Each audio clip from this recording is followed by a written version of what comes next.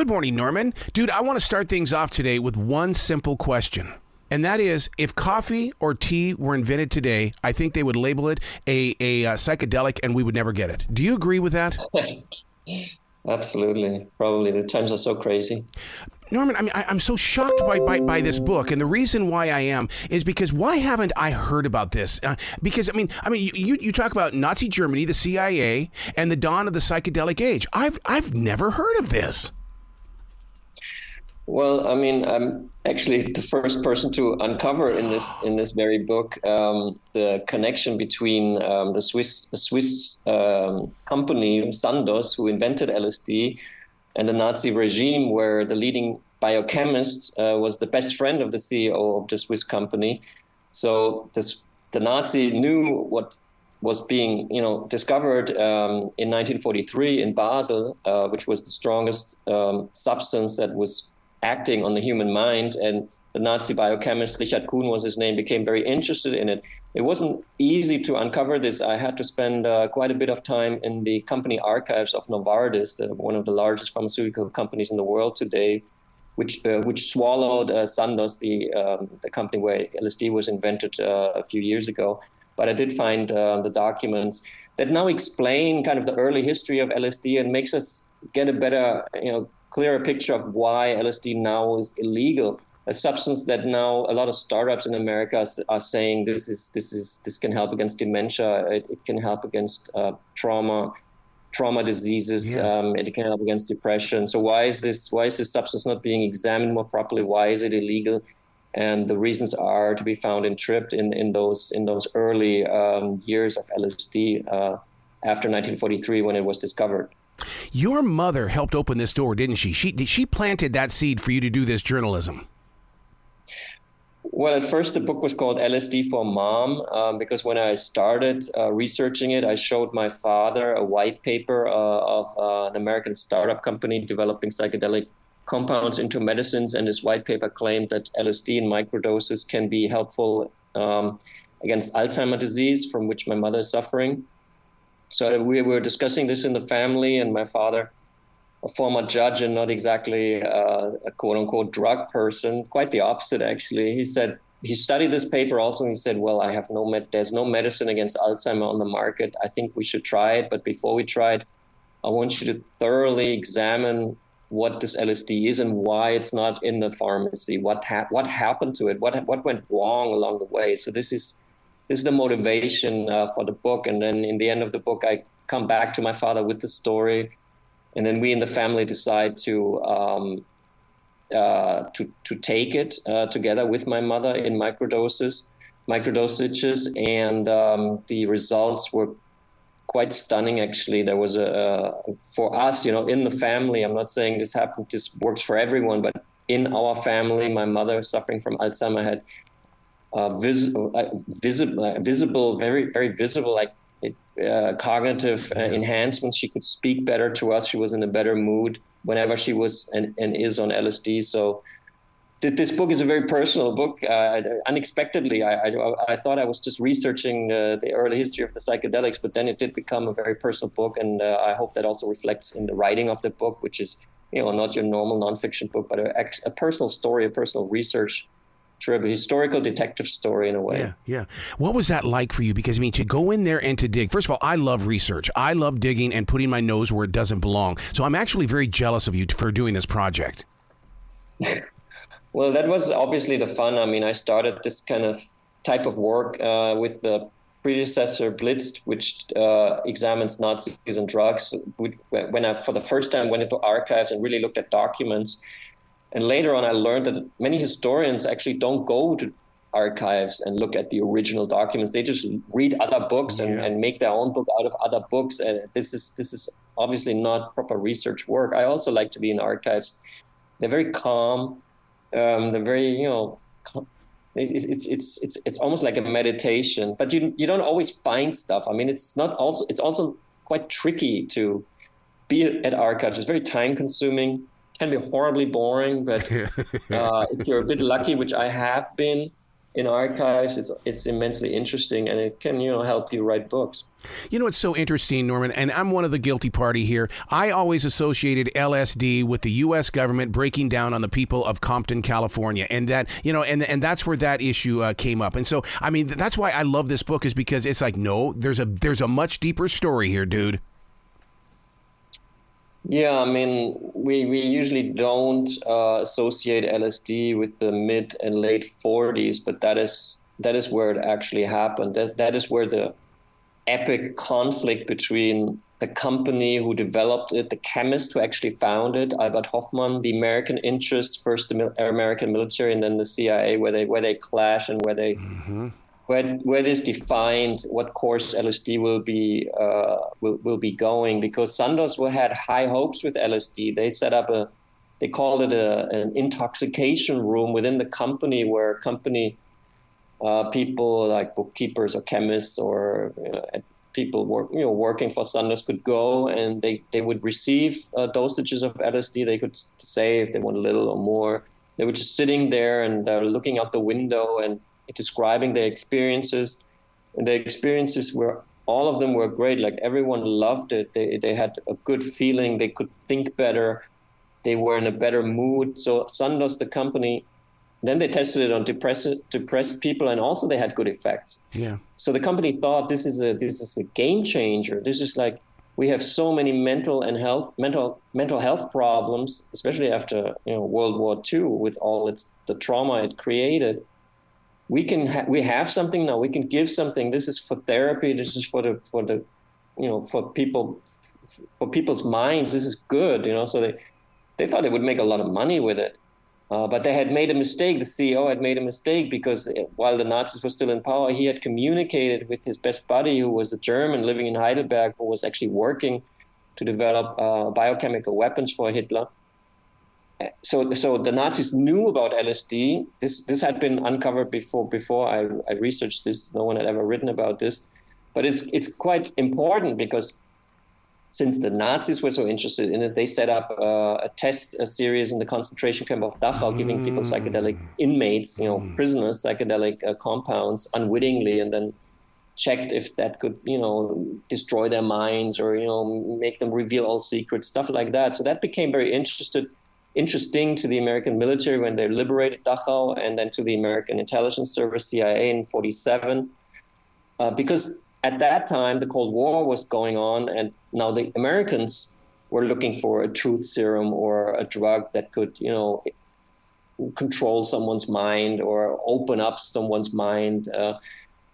So because the Nazis were interested, the Americans got interested, and because the American state, especially CIA, was so interested in LSD as a potential weapon, LSD didn't get the chance to develop, to reach the American market, because the CIA put pressure on Sandoz. CIA operatives flew to Basel, to the headquarters of Sandoz, pressured Sandoz not to release this as a medicine, not to sell this openly. And the company actually, basically did what the CIA asked. The CIA had the FDA, they were together. Like, it was a powerful. They were powerful, they were able to make Sandoz kind of not put this on the market.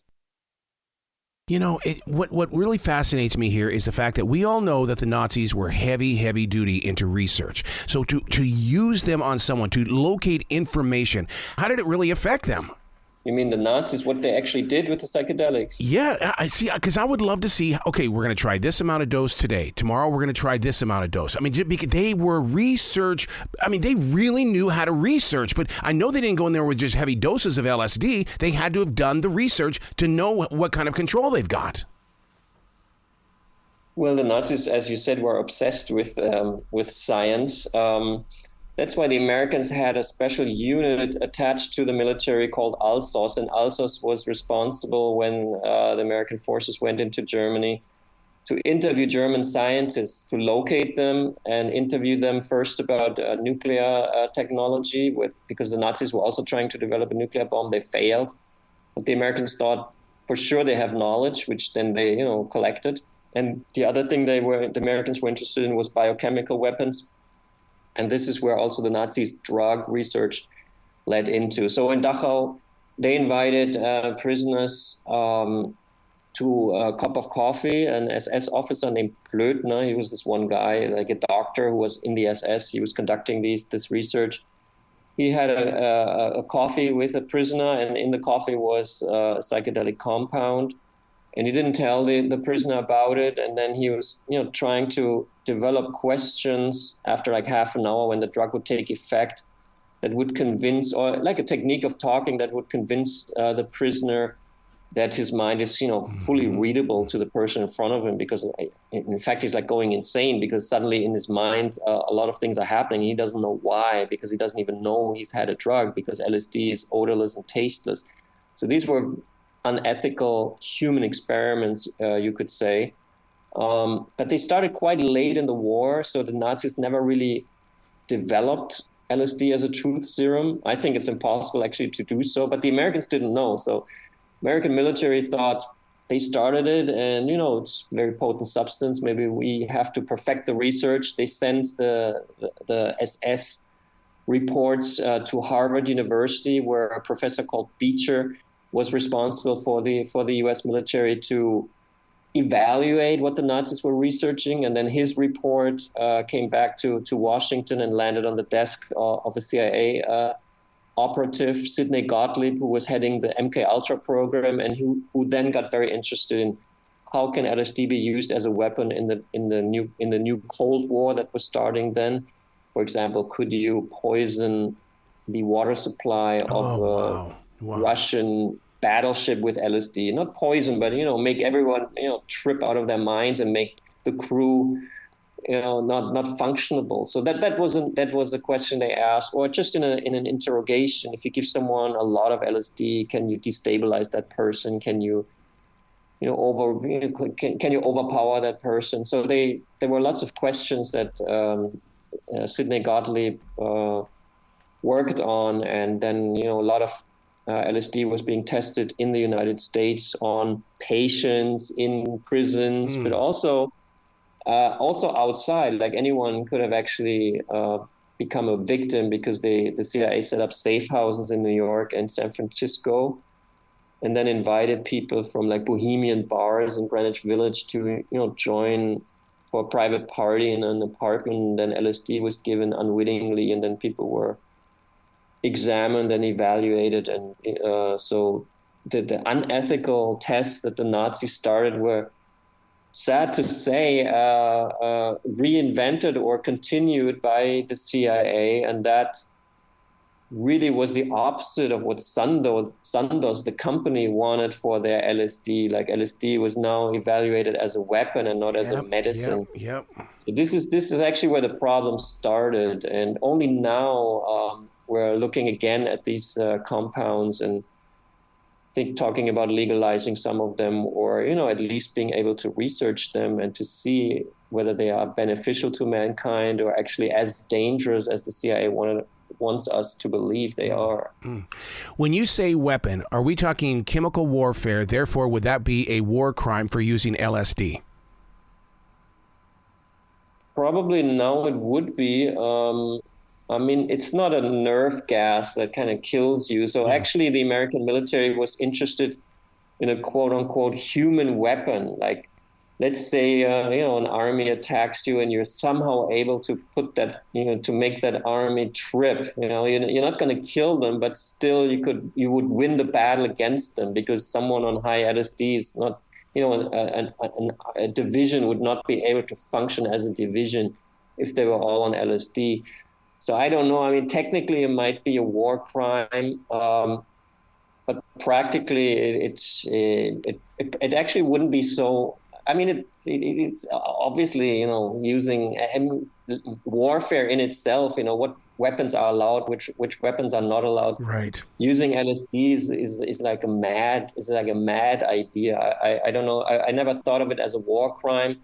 But I think certainly the war on drugs, which resulted from this kind of behavior, is like a war crime in itself, because it criminalizes millions of people, not only in the United States, but also outside, puts people in prisons that basically did nothing except consume molecules that the American government at one point considered, inappropriate because they they were also used, for example, a lot during the anti-Vietnam War movement. A lot of hippies were using LSD. So it's hard to like put someone in jail because he or she has long hair. But if you know that that person is using LSD, then and you make LSD illegal, it's actually possible to go against minorities or groups.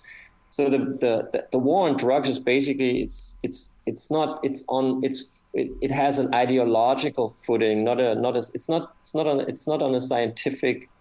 It's not based on scientific knowledge, and that is the problem. And I think that is the big crime that came out of this development that I describe in Tripped.